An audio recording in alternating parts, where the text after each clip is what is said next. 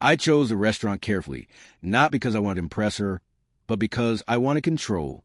It was one of those quiet upscale places tucked away from the noise of downtown, the kind with dim lighting, heavy linen tablecloths, and waiters who spoke softly as if raised voices were a crime. I arrived early, already seated when she walked in, and I watched the moment play across her face when she saw me calm, composed, and not scrambling for approval. She looked good, I'll give her that. Confident, put together. She wore the kind of dress that suggested intention, not guilt. For a second, I could tell she thought this was an attempt at reconciliation, some desperate olive branch from a husband who finally realized he was losing her. We exchanged polite greetings, the kind that feel rehearsed when two people know the script is almost over. Wine was poured, menus opened and closed, and small talk floated between us like smoke that never quite settled.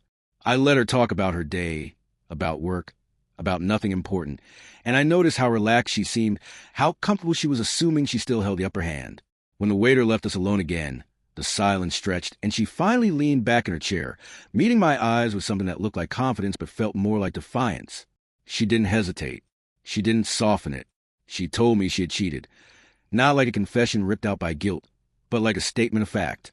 Her voice was even, almost conversational, and there was a faint edge of pride in it that made my chest feel hollow rather than broken. She said she didn't regret it. Not the affair, not the lies, not the nights I spent at home believing I was married to someone who respected me.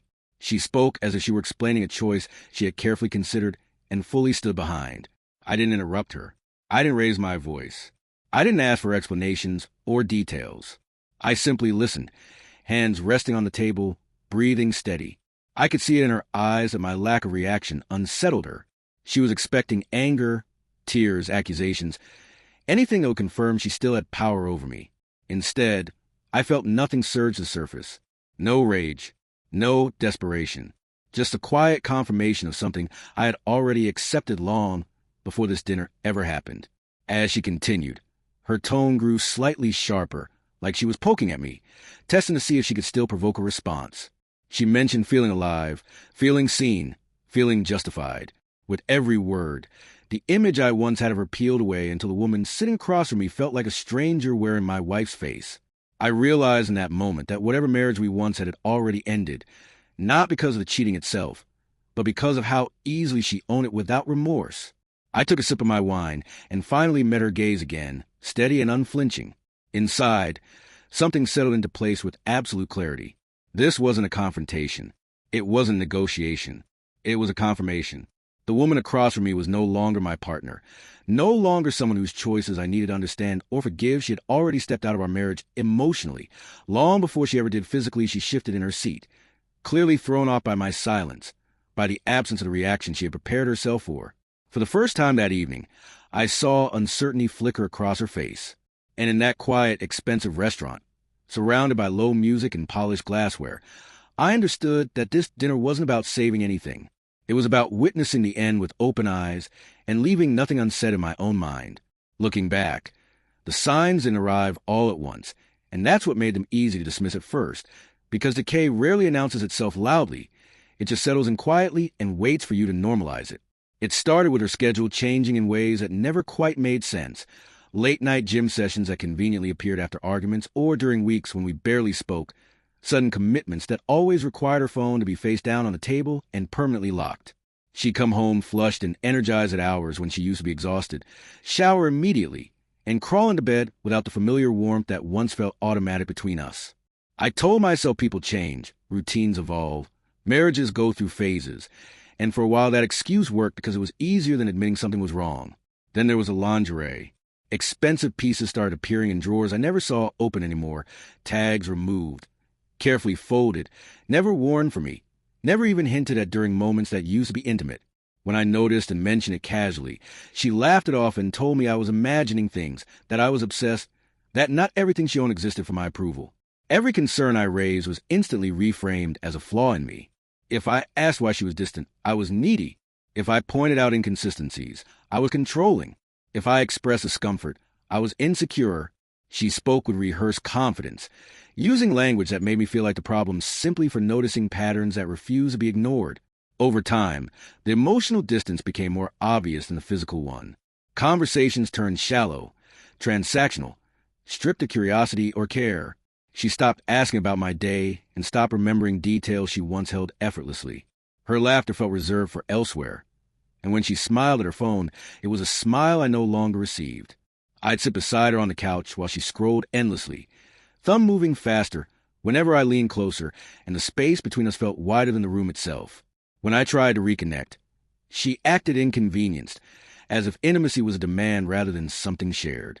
Eventually, I stopped arguing, not because I believe her excuses, but because I realized the arguments themselves were the distraction. She thrived on flipping the narrative, on exhausting me into silence, on relying on a version of me that would retreat rather than escalate. So I became quiet on purpose. I started watching instead of reacting. I noticed how confidently she lied when she thought I wasn't paying attention, how comfortable she was assuming my passivity meant ignorance. I paid attention to timing, to habits, to the subtle shift in how she dressed when she was going out without me versus when she stayed in. What became painfully clear was that she believed I would never act. She mistook patience for weakness and silence for surrender. She assumed love meant endurance and that my willingness to keep the peace guaranteed her freedom from consequences. While she believed she was in control, I was simply collecting clarity. I wasn't planning revenge or confrontation, just accepting the truth as it revealed itself piece by piece. By the time she finally admitted everything out loud, there was nothing left to shock me, because I'd already watched the marriage fade in real time and understood that her confidence was built entirely on the belief that I would never stop her. The moment that finally stripped away any remaining doubt came on an ordinary afternoon, which somehow made it worse because there was nothing dramatic about it at all. She had stepped into the shower and left her phone on the kitchen counter, screen facing up, something she almost never did anymore. I wasn't snooping, not pacing or plotting, just standing there making coffee when the screen lit up a vibration sharp enough to cut through the silence. The name at the top wasn't one I recognized personally, just a co-worker she'd mentioned in passing before, Ryan, and the preview of the message was unmistakably intimate in a way that didn't leave room for interpretation. It wasn't subtle, it wasn't professional, and it wasn't something you sent to a married woman by accident. I didn't pick up the phone or scroll through anything, because I didn't need to. That single line told me more than weeks of excuses ever had. It confirmed not only the affair, but how careless she'd become, how confident she was that I either wouldn't notice or wouldn't matter. I felt a strange calm settle over me as I stared at the screen, like the last piece of a puzzle clicking into place. By the time she walked back into the kitchen, towel around her hair, humming like nothing in the world was wrong, I was already emotionally several steps ahead of her. I didn't accuse her directly or shout or demand explanations. I mentioned it casually, almost gently, referencing the message without quoting it, without using his name, giving her an opening to choose honesty if she wanted it. She didn't take it. Her face hardened instantly, defenses snapping into place with practiced speed, and instead of denial or guilt, she went straight on the offensive. She accused me of invading her privacy, of monitoring her, of crossing boundaries that apparently mattered more to her than the vows we once made. Her voice rose, sharp and indignant, as if the real crime wasn't the message itself, but the fact that I had seen it all. That reaction did something final inside me. Not anger, not heartbreak, but a clean, unmistakable detachment. In that moment, I understood that respect had left the marriage long before love did. Someone who still cared would have been embarrassed, apologetic, or at least cautious. She was none of those things.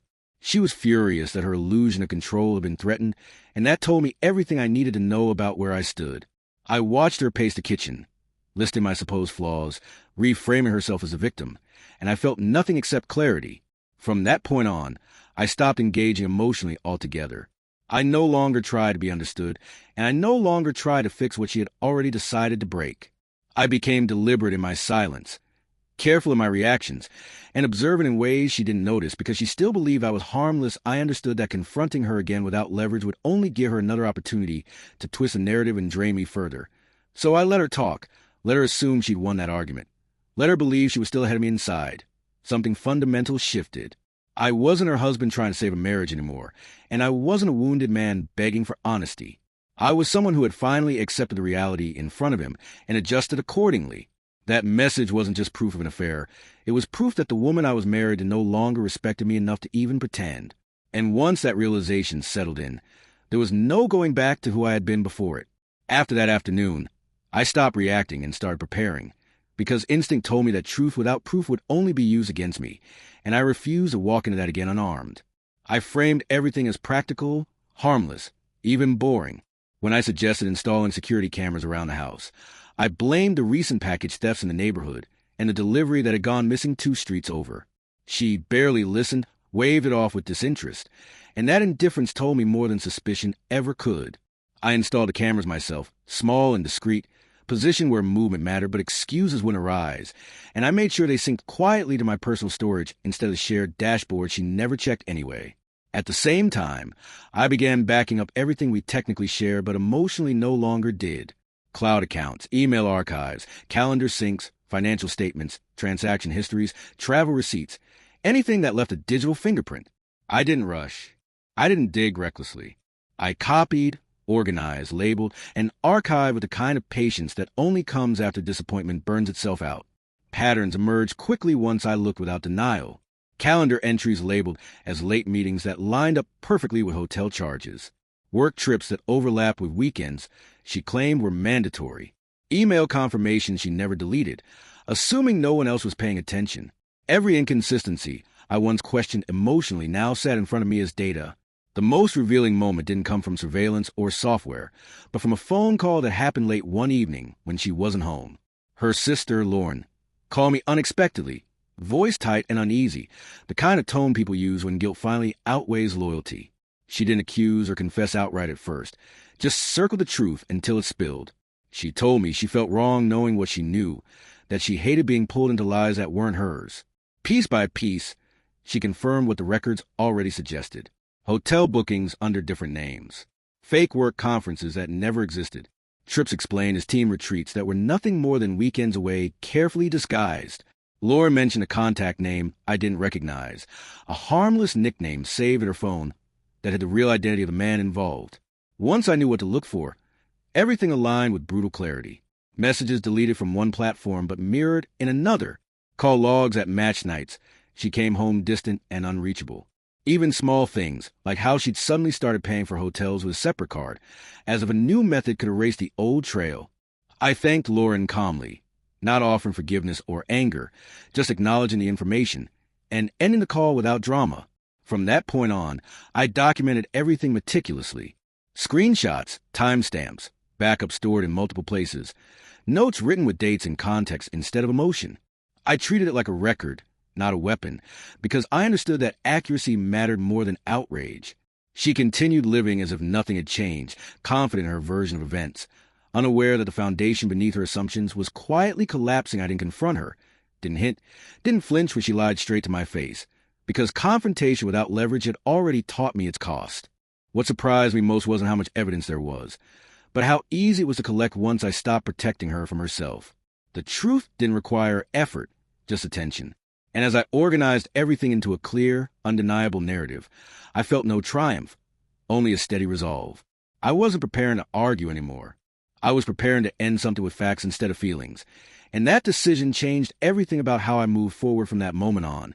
What finally broke whatever emotional distance I had left wasn't the physical betrayal itself, but the ease with which it turned into something cruel. I was at work when the first alert came through from the cameras, a simple motion notification that I almost ignored out of habit.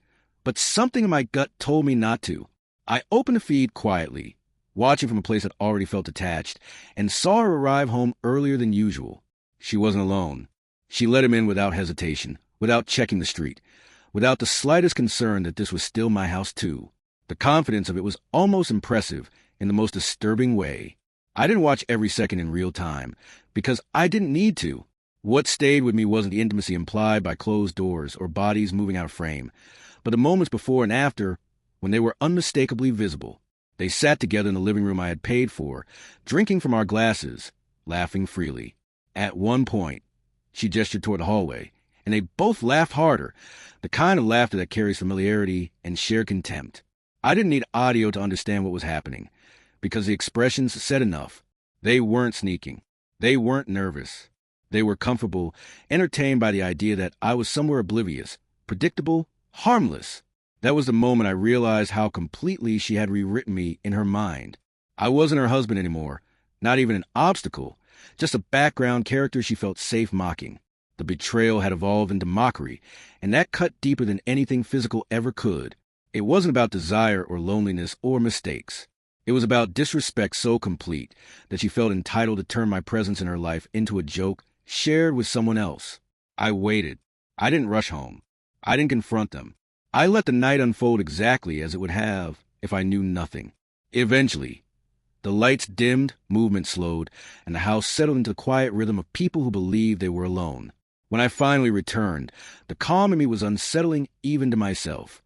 I moved through my own home carefully, deliberately, listening to the sound of them asleep in the bedroom we once shared. There was no anger pushing my steps, just a steady focus. I went straight to the cameras and retrieved the memory cards, one by one, making sure nothing was corrupted or incomplete. I checked timestamps, verified backups, and secured copies on encrypted drives I'd already prepared. I didn't linger. I didn't look at them again. What I needed was already captured, not just proof of infidelity, but proof of intent, of contempt, of a level of comfort that erased any possibility of misunderstanding. Before leaving the room, I paused long enough to understand the weight of what I now held. This wasn't about revenge or humiliation.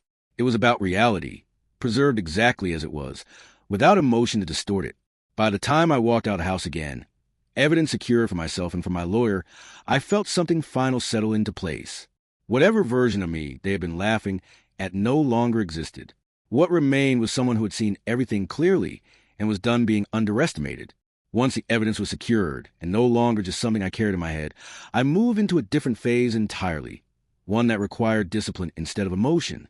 I scheduled a consultation with a divorce attorney under the guise of a work errand, sitting in a quiet office and laying out everything calmly, the timeline, the documentation, the footage, the financial entanglements. There was no shock on their face, only professional focus, and that steadiness reinforced what I already felt. I wasn't reacting anymore, I was executing. We discussed separation strategies, risk exposure, and how to protect myself before she ever realized the ground beneath her was shifting. The first step was finances, because money is where illusions of security live the longest. I legally separated my income, redirected deposits, and opened accounts she had no access to, all done cleanly, quietly, and by the book. Joint luxuries were frozen without fanfare, subscriptions canceled one by one. Premium services she barely noticed disappearing until they were gone. I didn't make dramatic gestures or sudden changes that would trigger suspicion. Everything was gradual enough to be dismissed as routine maintenance, the kind of background noise people ignore when they think they're safe. I updated my will next, removing her from decisions she no longer deserved to influence and ensuring that nothing I built would default into her hands out of convenience or oversight. It felt strange handling paperwork that acknowledged an ending before it was spoken aloud, but there was clarity in it too. I wasn't erasing the past, just preventing it from controlling my future. Each document signed felt like another door closing softly, but permanently. At home, I began removing things that mattered to me in ways she never understood. Sentimental items, personal records, irreplaceable objects tied to memories that were mine alone. I did it slowly, slipping things into storage during normal errands, never leaving empty spaces obvious enough to raise questions. She remained distracted, confident, still operating under the assumption that she was ahead of me, that whatever game she thought she was playing was firmly in her control. She laughed easily, made plans freely, lived as if nothing had changed, unaware that her safety net was being dismantled strand by strand. What struck me most during that time was how invisible preparation is when someone assumes you're incapable of it. She saw a routine where there was strategy, comfort where there was calculation. I watched her move through the house with the same entitlement as before, unaware that the foundation supporting that confidence was already gone. I didn't correct her assumptions or challenge her behavior, because her belief in my passivity was the very thing making this possible. There was no satisfaction in it, no sense of victory, just a growing calm that came from alignment between thought and action. I was no longer waiting for the right moment to feel ready. I was making the moment inevitable. By the time she would finally realize what was happening, every major decision would already be made, every protection already in place. And while she slept soundly each night believing she still held control, I understood that control had quietly shifted the moment I stopped reacting and started planning. Once the groundwork was finished and nothing could be undone, I allowed the consequences to move forward on their own, guided only by facts and timing. I submitted the evidence anonymously to her company's HR department, packaged clearly and professionally, stripped of emotion and commentary, containing timestamps, financial records, travel overlaps, and documentation showing misuse of company time and funds disguised as work obligations. I didn't dramatize it or frame it as revenge, because truth carries more weight when it speaks for itself. After that, I stepped back and waited, knowing that institutions move slowly but decisively once the right trigger is pulled. The fallout began faster than I expected. Within days, both she and the man she thought was safely hidden behind excuses and renamed contacts were placed on administrative leave pending investigation. I watched the shift happen in real time without stepping into it, her confidence cracking as phone calls became shorter and her tone sharpened with confusion. She didn't know where the leak came from, only that something had gone wrong in a way she hadn't anticipated. The structure she relied on, the professional identity she used as camouflage, suddenly wasn't protecting her anymore. At the same time, I made sure the truth reached the one person who deserved it without spectacle or cruelty. His girlfriend was informed privately, with nothing exaggerated and nothing withheld, just enough to let her make her own decisions with clear eyes. She ended the relationship swiftly, removing the fantasy safety net he had been operating under. That part wasn't satisfying or cruel, just necessary, because deception thrives in silence and collapses under exposure. The real panic set in the following morning. I was already at work when she realized something was wrong. Her credit cards declined one after another, accounts temporarily locked as part of the financial separation already in motion. Subscriptions she relied on were gone. Access she assumed was permanent was suddenly conditional. I didn't need to be there to see it, because I could imagine confusion perfectly. The disbelief that came from discovering control had vanished overnight without warning. By the time she started calling me repeatedly, I knew the shift was complete. The world she'd been operating in, the one where I was passive, predictable, and endlessly forgiving, no longer existed. She was facing professional scrutiny, social fallout, and financial instability all at once. And for the first time, none of it could be redirected onto me. There was no argument to flip, no narrative to control, no illusion left to hide behind. What struck me most was how sudden it must have felt to her, even though every step had been measured and inevitable. She had mistaken my silence for ignorance and my restraint for fear, never realizing that I was simply waiting for the moment when consequences no longer require my presence to function. By that morning, panic had replaced arrogance, and uncertainty had taken the place of comfort. I didn't celebrate it or take pleasure in watching the collapse. I simply acknowledged it as a natural outcome of choices she made while believing she was untouchable. She showed up at the house late in the evening, long after the panic had fully set in and the adrenaline of denial had burned itself out. I saw her through the glass before I opened the door, shoulders slumped, makeup uneven, confidence completely stripped away by exhaustion and fear. This wasn't the woman who laughed behind my back or spoke to me with practiced superiority. This was someone who had finally realized the ground was gone beneath her feet. I didn't feel satisfaction looking at her like that. Only distance, the kind that comes when a chapter has already ended internally, even if the final page hasn't been turned yet. I opened the door, just wide enough to step forward, and handed her the box I had prepared earlier that day. Inside was everything she no longer needed access to, her wedding ring wrapped carefully in tissue, the spare key she once carried without a second thought, and the divorce papers already filed and finalized on my end. Tucked neatly on top was a thick envelope, heavier than it looked, filled with printed proof of every lie, every booking, every message, every timestamp that told the story she had insisted didn't exist. I didn't throw it at her or make a speech. I simply placed it in her hands. She started crying almost immediately, words tumbling out in broken fragments, apologies mixed with justifications, regret colliding with fear. I let her speak for a moment, not because I needed to hear it, but because silence had become my way of confirming decisions instead of debating them. When she finally paused, searching my face for something to hold on to, I spoke calmly and evenly, telling her I wasn't there to forgive her and I wasn't there to argue.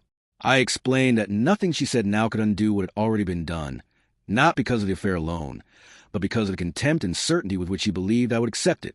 I told her that everything she needed to understand was already in the envelope, laid out clearly, without emotion, without distortion. I wasn't angry, and I wasn't cruel, because raising my voice would have meant I still needed something from her. I didn't. The work had already been done in silence, in preparation, in choosing myself without theatrics. She tried to step closer, desperation replacing arrogance completely. But I took a small step back, maintaining the boundary that should have existed long before this moment.